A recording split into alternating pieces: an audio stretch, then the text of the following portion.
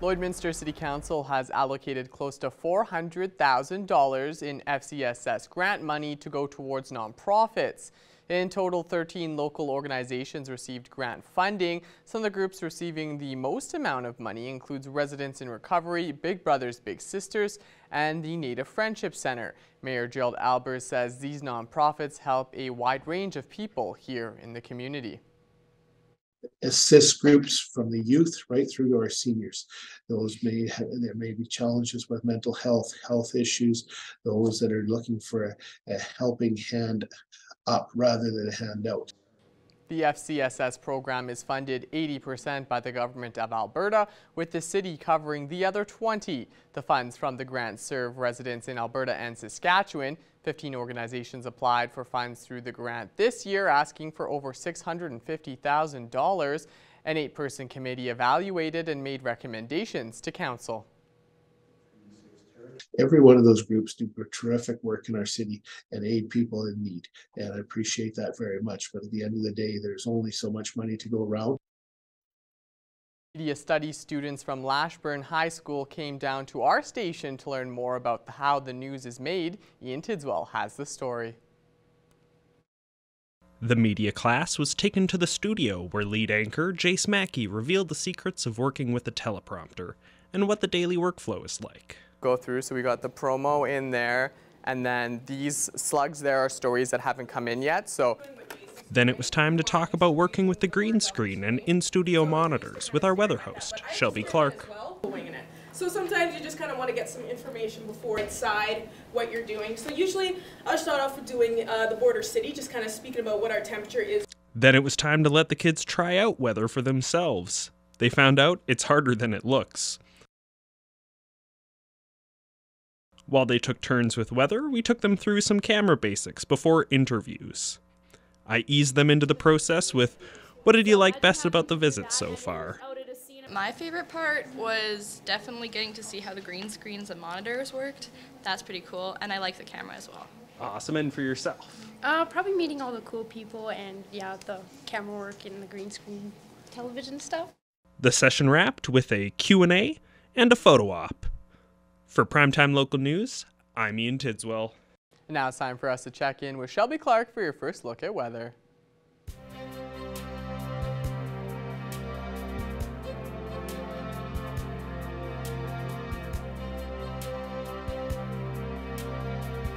Thank you so much, Mr. Jace Mackey, for that introduction. Yes, now taking a first look at your weather forecast. Here right now for our Thursday here in the border city, looking at a mixture of some sun and cloud. We were seeing that 3 for our daytime high, so looking at a much warmer day today for sure. Seeing a beautiful day, I would say, as we are kind of ending off in November here, get into the holiday season. With that wind chill, it does feel around -2, so just a slight little breeze outside right now. So, you know, still need to probably layer up with a light jacket or whatnot if you're outside whatsoever, but still, we saw a beautiful day. Of course, we are starting to cool down now as we go on through the evening, but you know, during the morning and the afternoon, we did see a lot more sun. So hopefully everybody had a beautiful day outside and enjoyed it. Switching over to temperatures across the region for Alberta and Saskatchewan. On the Alberta side, most spots are just sitting at 4 degrees right now, so just a degree warmer compared to us. Seeing that 5 degrees for St. Paul and down in Provost. Seeing that 0 mark up in Cold Lake, while it's a little bit warmer up in Lac La Biche and over in Edmonton. Seeing the warmest conditions at that 7 degrees, so not looking too bad on our Alberta side whatsoever, as we are kind of seeing some temperatures that are closer to that 10-degree mark. Switching over to our Saskatchewan side, they are just a few degrees cooler compared to our Alberta side, with most spots for the warmest seeing around 3 degrees, so definitely matching with us here in the border city. Seeing that 2 degrees up in Pearson, while there's 1 in Green Lake, and even seeing some spots with that minus mark with Meadow Lake and North Battleford at just -1. So although they are seeing those minus marks, you know, not too bad of a temperature either. You know, they are still seeing those single digits. As we go over to North Battleford for their evening low, they will be cooling down just by a few degrees, seeing that low of -4 for their evening low. So looking at a beautiful night expected for North Battleford, I would say, as they head into tomorrow. Seeing a beautiful day for their Friday at that 1 degree mark for their daytime high, and even seeing, you know, some nice sunshine peeking behind those clouds. So I think it's going to be a nice day for North Battleford tomorrow, no complaints. Looking at Cold Lake, they'll be cooling down slightly a little bit more with that low of -9 expected. So just getting closer to that double-digit mark for their evening low temperature, seeing some cloudy skies. Then tomorrow they will be looking at 2 degrees, so not too bad of a temperature for their Friday, although definitely going to be seeing a high chance of some snowfall. So just be on the lookout for that because they will be seeing some showers and some flurries throughout the day, but still seeing a slightly warmer day. So it's going to be kind of confusing for people in Cold Lake tomorrow. For us here in the Border City, we will be going down to low of -6 tonight, so not cooling down by too much either. We won't be seeing too bad of a temperature, I would say, throughout the evening and seeing more of a calm night. We aren't really expecting any too much crazy conditions. Then tomorrow we will be looking at -1, so cooling down by a couple degrees from what we are seeing today, although we will be seeing a mixture of some sun and clouds. So kind of expecting a beautiful Friday for here in the Border City, so hopefully everybody is going to enjoy it. And now ending off with our 3-day forecast for here in the Border City. We already know what we're going to be expecting tomorrow, and then starting off the weekend on Saturday, continuing that warm streak with -1 and seeing a mixture of some sun and cloud once again. So expecting a nice, beautiful weekend for sure, but to end things off, we will be cooling down to that -3, and just be prepared. We will be getting some heavy snowfall on Sunday. That's all I have for now. We'll have more coming up after the break.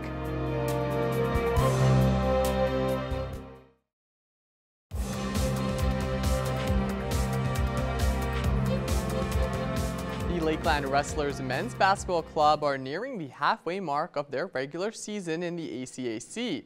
And while there have been some highs for the team, there have also been some lows as well. Adil Ahmed has the story. Through their first 8 games, the Wrestlers men's program are sitting 3-5 on the season. While they have not lost at home, it's their struggles away from it that have hurt them, losing all 5 games on the road. A lot of times when we're on the road, we don't keep the same focus that we do at home. So just staying in with that same intensity, staying locked in, and that'll help us get a win. We got the capability to beat every team in the conference. So it's just we got to pick up the little pieces and carry that day by day. And once we get that, I feel like we'll be unstoppable. Another struggle that the Green and Gold have had is fourth quarter points, being outscored by their opponents 173-124 in their first 7 games. We've had leads in the fourth quarter, and sometimes we take our foot off the gas pedal. Then other times we're down and we're trying to rush and trying to get buckets or make defensive plays, and we have lapses. So every quarter is important. I mean, every possession is important, every second is important. So we need to focus. That's the key thing for us. The Wrestlers will look for their first win on the road Friday when they take on the Augustana Vikings, before coming back home the following day for a home-and-home tilt. Adil Ahmed, Primetime, Local Sports. And now it's time for us to check in with Shelby Clark once again for an extended look at your evening weather forecast.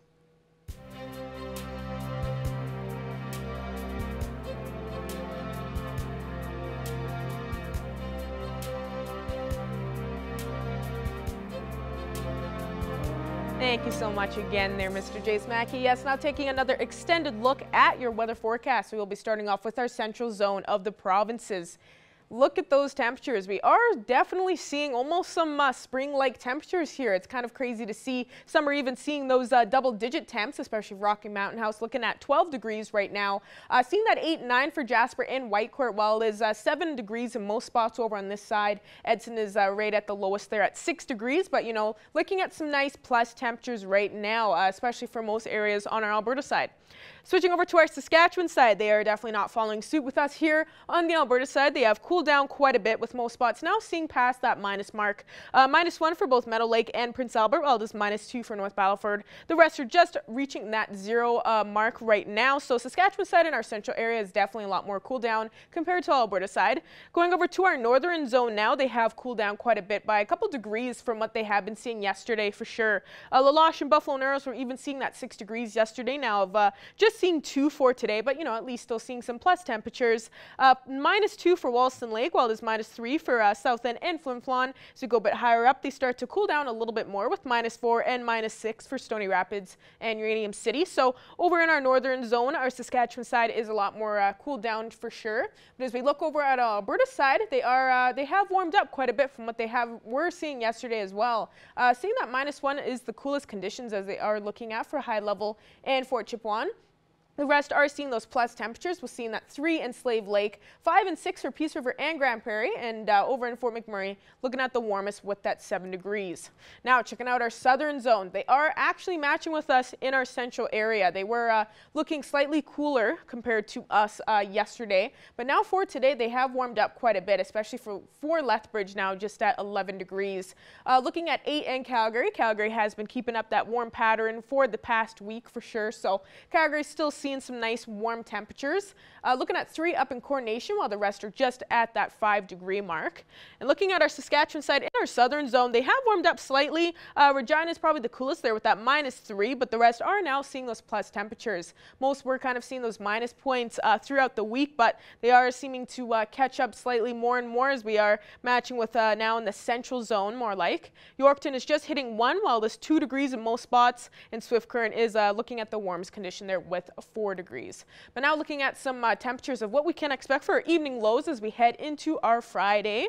TGIF, I'm sure everyone's excited to see that the week is ending here. We are looking at that low of 0 expected for Provost and Meadow Lake. So definitely looking at some warmer temperatures tonight for sure. Probably the warmest conditions that we have been seeing throughout the week for our evening lows. La Crosse will be expecting that low of that 1 mark, so La Crosse will actually be even reaching that plus temperature. Bonnyville and Paradise Hill will be expecting the coolest with that low of -4 to -5 degrees, but still not reaching those double digits, so not looking bad. Seeing those single digits tonight is going to be really nice. Most spots on this list here are going to be expecting a beautiful night and not seeing too much crazy conditions. No flurries or freezing rain expected. Looking at some more spots here, we are looking at some slightly cooler temperatures expected. Pierceland for sure with that low of -10, but the rest are still seeing those single digits with a low of -4. Wainwright and Murnum will be expecting. Unity will be seeing a low of -5, and Calgary will be expecting the warmest condition there with that low of 3. And they won't be seeing too much of some crazy conditions either for tonight. Not too high of a chance of flurries or freezing rain, which will be nice. And ending off with our 7-day forecast for here in the border city, we will be seeing us a couple beautiful days, -1 for Friday and Saturday, just in time for our weekend with a mixture of some sun and cloud. Make sure to take advantage, get out there, do some shopping, because we will be cooling down on Sunday, not by too much, just -3, but we will be looking at a high chance of some flurries, so get ready. We will be seeing a lot more snowfall as we head into next week. Starting off Monday next week, we will be cooling down once again to -6. And be prepared, because after that, next Tuesday, Wednesday, and Thursday, we will be seeing those double digits and even some -20 lows. That's all I have for now. RJ Smacky will have more news coming up after the break.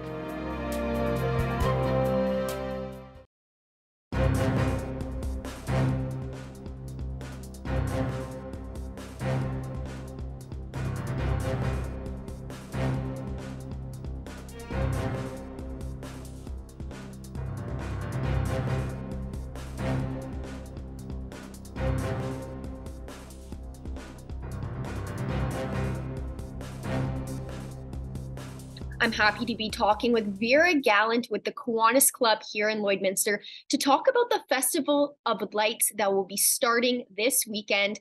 Thank you so much for joining me today. Very welcome, Abby. Thank you for asking me. Of course. Now, can you tell me a little bit about what the Festival of Lights is and what people can expect when they come out this season? Okay, this was an idea our club came up with 4 years ago that we should decorate our park and try to bring just a little bit more joy into our community. So this is the 4th year that we are doing it, and every year we try to add. So this year you can expect a lot more than we had last year. And I am very thankful to the city of Red Deer. I met with a couple of guys from there who gave me ideas and actually came down and helped me here in Lloyd. So yeah, I think the community will be pleasantly surprised as to what we've done this year. You said that this has been going on for the past 4 years. How has the reaction from the community been and the feedback you've received each year?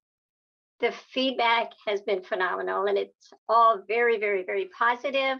A lot of the comments that I personally have received have actually brought me to tears.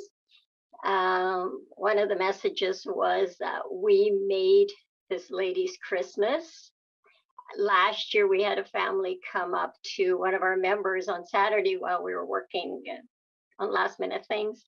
And she actually begged Brad to tell the club not to stop doing this because she said this is all that her family has to look forward to. And those are just a couple of examples, and we get several like that. So when you hear that, it just motivates me more to want to do more and just work a little harder just to make it bigger and better. That's amazing. And it brings me to my next question. What does this event mean to the Kiwanis Club each year? To our club, it means, well, basically that, you know what, if we can do something to make somebody's life just a little bit happier and hopefully give them some hope, and to me, that's what the season of Christmas is all about, then we have succeeded in doing what we attempted to do. Set out to do. That's awesome. I've been to a couple Festival of Lights, and it's always been so beautiful to walk around to see all the beautiful lights put up, and it really puts you into the Christmas and holiday spirit. Now, the festival kicks off this weekend. What are some of the technical aspects that people should know for when they show up or want to come out at some point when it's lit? Official lighting ceremony takes place Sunday. So we begin with speeches at around 4:15, and then the official turning on of lights will probably take place around 4:30, 4:45. The darker, the better. And we will be serving hot chocolate and cookies prior to. So if you want to come out around 3:30 and just mingle and visit and just get into the spirit of Christmas, come on down.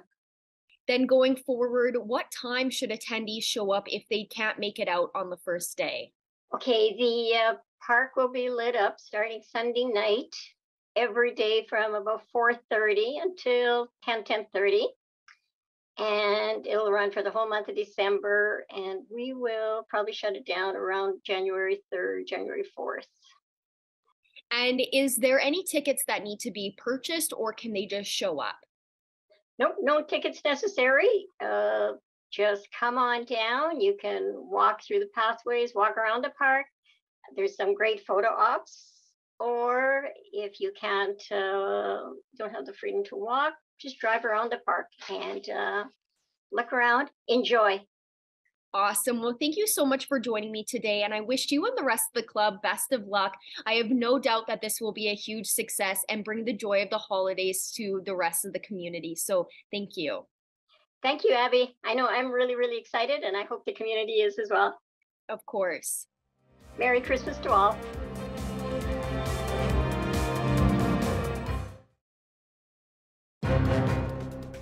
Furniture set and design supplied by Furniture Gallery and Furniture House, downtown Lloydminster. Joining us today for Primetime Local News is Kat Pollard with the Lloydminster Region Health Foundation. Thanks so much for taking the time to speak with us today, Kat. Well, thanks a lot. Yeah, I appreciate you taking the time to interview as well. Really glad to be able to have you on here and be able to help get the word about this ahead of time, because you are hosting the 4th annual Gift to Health live stream, and this will be at the Hoop Factory. So can you just start off with you kind of explaining what this is all about? Yeah, so our annual live stream comes each time around Giving Tuesday, because Tuesday is Giving Tuesday. And so what we're doing is a live broadcast for 12 hours. So it's going to be broadcast on YouTube, our YouTube channel, as well as our Facebook page and through our website linked there as well. And so we decided this year that we wanted to try to include more people and to see how we could do that to involve maybe the people that aren't super athletes and just the everyday person. So we thought dodgeball might be a fun way to do that. So we're putting on a 12-hour dodgeball tournament this year. Awesome. So with previous years, how was that support with this event? The support has been huge. We have raised in the 4 years over $900,000. And so we're hoping that this one is going to take us over that $1 million mark for the foundation. And for the Region Health Foundation, can you kind of explain how this idea kind of started up to be able to do this? Yeah, so the live stream started, we wanted to, 4 years ago, we were going to try to raise some money for new Pyxis machines, which are pill dispensing machines for the community. And so we just tried to do something a little bit different. So it started off as a little bit of a radiothon. And then since then has kind of just built and built and built until now we're just broadcasting it for on site for 12 hours. And so, yeah, we're excited to bring it to the Hoop Factory because this is a way that people can actually come down and watch too. So this is going to be the first year that we're actually going to be able to have spectators, because the last few years have been COVID, of course.